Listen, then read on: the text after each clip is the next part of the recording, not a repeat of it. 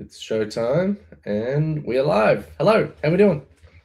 Hey team, how are we doing? I'm great. Avon, how are you? Well, it is another fun episode because it's obviously Friday. So, welcome back to the Business Octopus. Friday is the day where you get to then get more time back. I think most people kind of use the weekend to kind of refresh and recharge, but as a business owner, it doesn't stop. So I've had probably several things in the last couple of days where in the middle of the night I just have some idea and then I'm thinking about it for 3 hours and I don't get much sleep. One of which was maybe a Relevate Clubhouse, which I don't think is going to go ahead.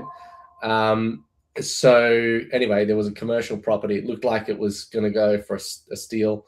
So I was thinking about that, but yeah, I think they just stuffed up the ad and made it look like something it wasn't. But anyway, these are the crazy things. And then the Saturday is the time you use to catch up on sleep from all your wild and crazy ideas through the week, and then you just go back to work. But hey, Love it. showing up is what really counts, and that's what we're going to talk about today. Is success is showing up, and a lot of times people, are waiting for the magical thing to happen. And at the moment we've got whatever's going on in Iran. We've got business owners not making decisions. Everyone's holding back, waiting for something to happen. But same as like what happened around COVID, was everybody was holding off, not making decisions, and then all of a sudden realizing life has to go on, and then just doing every little project and every little trying to solve everything in a compressed time frame, which then puts people like us on the back foot. But the one thing that gets you those deals through the bad times is just still being there. I'm still That's standing. it. Yeah. 100%. So now is not the time. It's like investing, right? When everything goes south, now is not the time to run and hide. It's the time to make hay while the not sun is shining and take advantage of the opportunities that are just around the corner. So that's what we want to dive into for you today. Yeah, make hay while the oil refinery is burning. I don't know, but I'm just There trying it is. to. Yes, but don't let the hay catch fire. Yes, yes, yes. Well, I've done a podcast on this before, and it actually got some of our highest plays. Success is showing up. You've got Woody Allen quote: 80% of success is showing up, and that concept of showing up. I think is things like this, things like networking events, things where maybe trade shows or something where you are present, you get in front of people, you have a real physical presence. Yes, you combine it across other mediums as well. You might have other posts or things that remind people of you, that you exist. Henry Ford was credited with saying that stopping marketing to save money is like stopping a clock to save time. Yes, you can move it up and down, but you should never stop. You just need to keep turning up.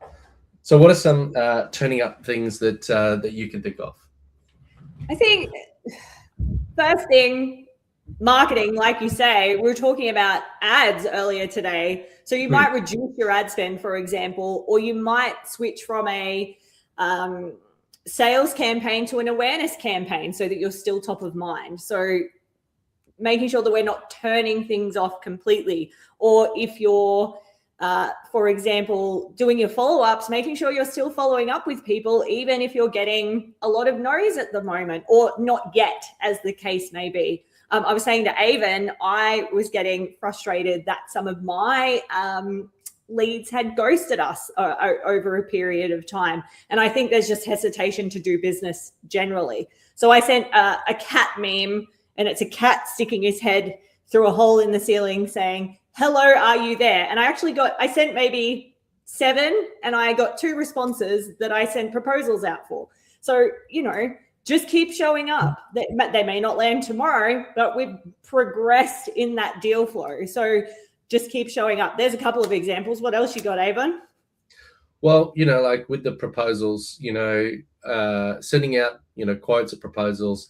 Sometimes it's a numbers game, like we've had things out before and we know that, we don't close everything. In fact, sometimes when we have a significant volume of quotes out is actually a really good thing, because you've got to a certain point in the conversation, you've given them the yes, there's the price, and they might go look elsewhere and all that sort of stuff, but that's going to happen anyway. But if you've got 3 quotes out versus 5 quotes out versus 50 quotes out, the higher the volume, you're just looking at that conversion percentage, so the number of people that convert.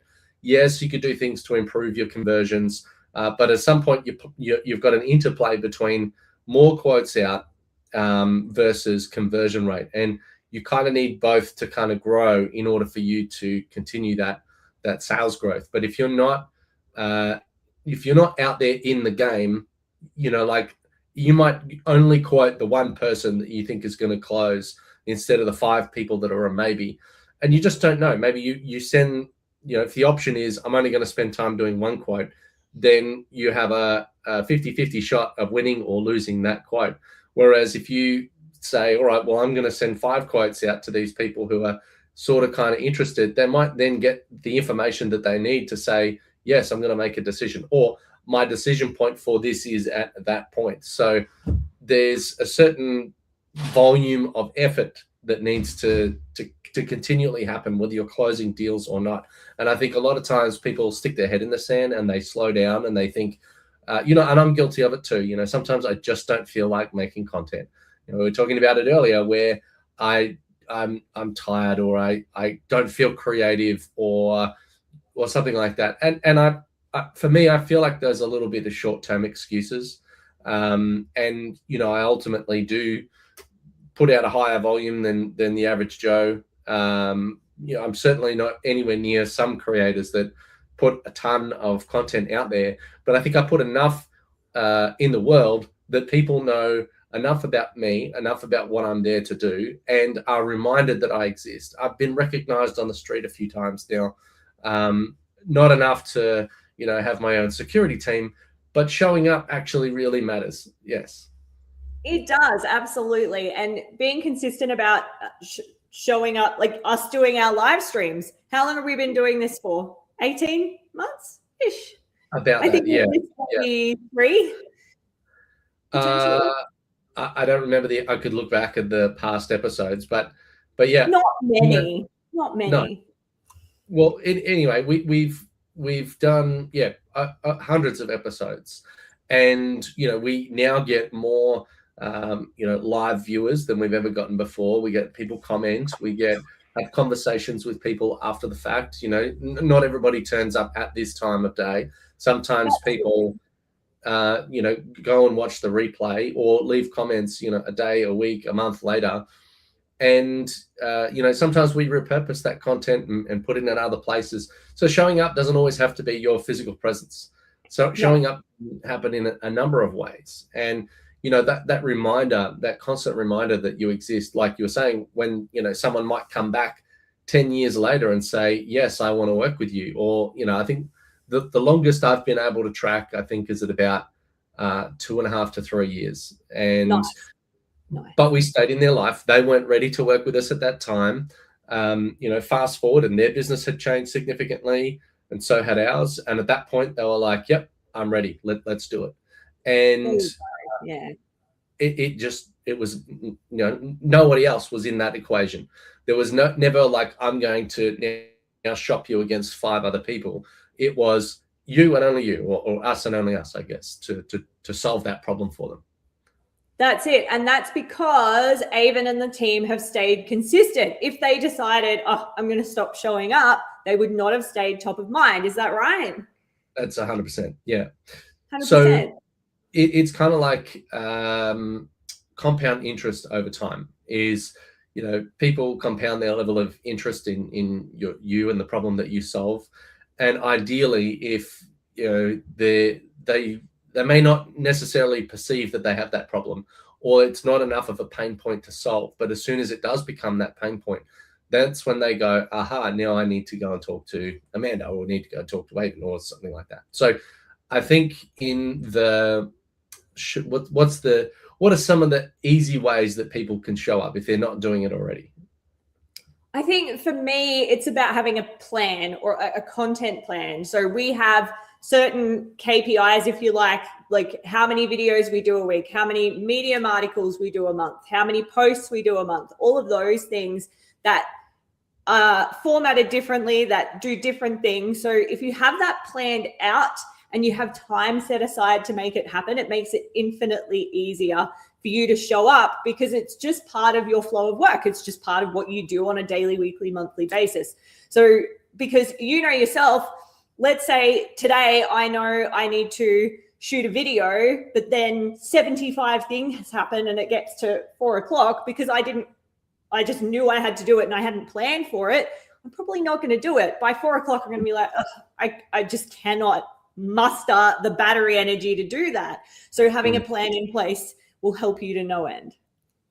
Well, you know, and it doesn't always have to be on social media. Like, you know, we're running we partner with a platform called Zoho, and we are running a booth at their customer conference. Now, that's not always been the case. We've in the past just they've only started doing booths in the last couple of years.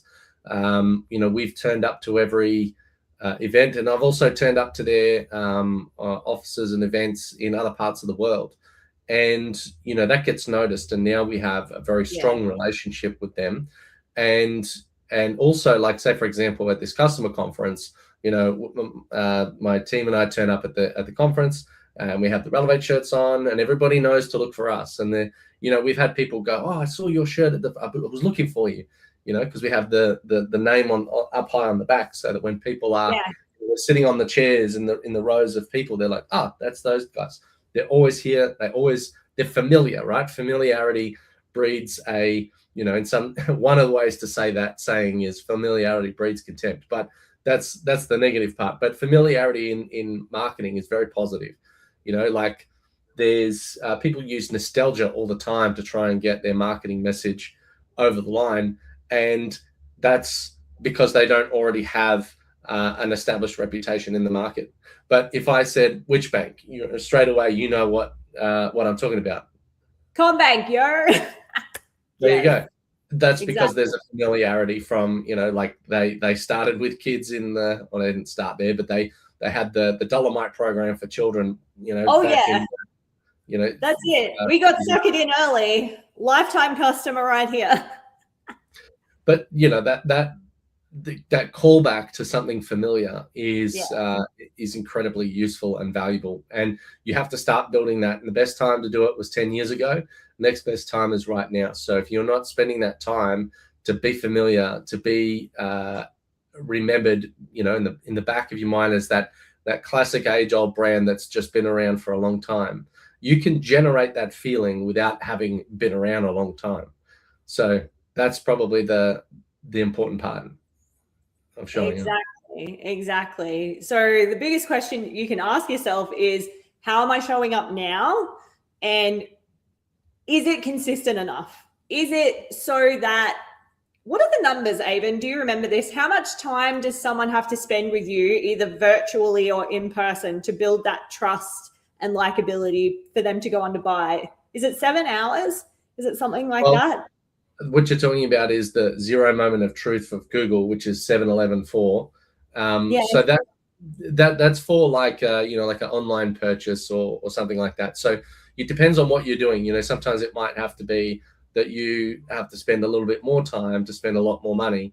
Other times, you know, I guess, you know, it's just about building that trust and that sort of likability that, you know, over time that then turns into your 7-11-4. But it might, you know, that's kind of like an average to get someone to click buy on that's Google's metric. But what they're measuring is not, you know, signing $1 million check. They're measuring making a $50 online purchase. So maybe different things have different levels of trust, but it doesn't really, well, yeah, you certainly need a large volume of time. And there is a set of metrics to be an acquaintance, to be a close friend, to be a trusted sort of key person. And I think it's a lot more, but yeah, if you don't have those attendance metrics, you're just never going to get there. 100%. So the more you show up, we're stacking the deck in our favor over time so that people become familiar and that they have that likability and trust so that when they pull the trigger, then we are the first people they think of. And I was saying to Avon earlier, you think about, this is more an American thing, I guess, but those injury lawyer billboards or like car accident lawyer billboards that have that reputation with the jingle and the phone number, you may not need them today, but if you need them in 10 years time and you're in that difficult situation, they are the first people that you think of and you go straight to them. So there is no need to Google. You just know exactly who you're going to. And that's because there's that familiarity and just instant recollection in your mind that, okay, I know the person I need to call. So you need to be that for your industry. Well, that kind of happened to me the other day when it was O'Brien's, right? Windscreen and glass.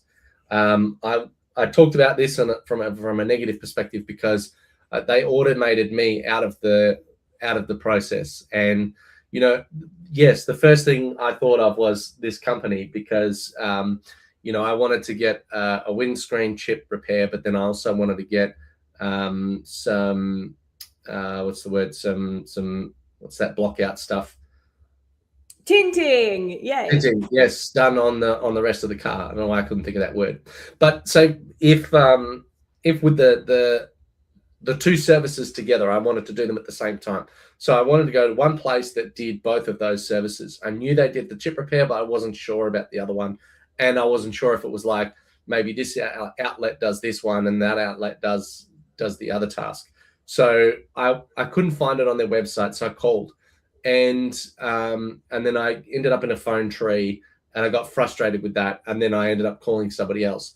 But the first thing I thought of was not any other company. It was that one because their marketing was good, because it was consistent over the years, because they have that catchy jingle and those familiar colors. You know, this is why brand colors work. This is why familiar fonts and logos work because, you know, like think of Apple. Yes, it's evolved over the years, but it hasn't fundamentally changed away from the type of fruit. This is true. And the Apple font, I think from the late 80s, early 90s, whenever I see that out in the wild now, I'm like, that's the Apple font. I love that font. So it's like it's buried in my brain. So it makes me think of them. So yes, we need to become that in our own businesses. Now, did you ended up not dealing with O'Brien? Is that right? That's correct. Yeah, because they, you know, it was like press 1 for automotive glass. No worries. Press on the next question. It was press 1 if you're paying for it. Press 2 if your insurance is paying for it. I was paying for it, so all right, no worries. Then it's like, all right, now what's your postcode? I'm like, surely after this, I'm going to talk to somebody.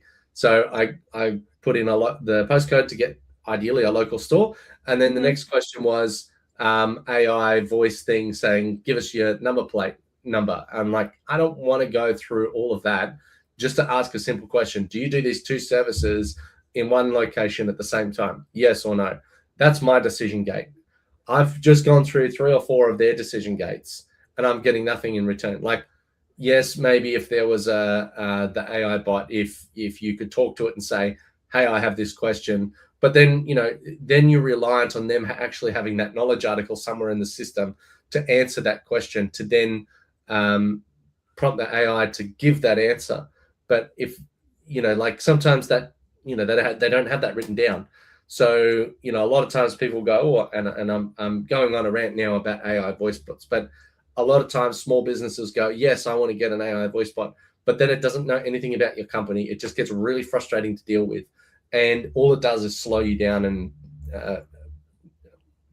pee people off. I don't know how to say that on, I didn't want to say it on your potential clients. Yes.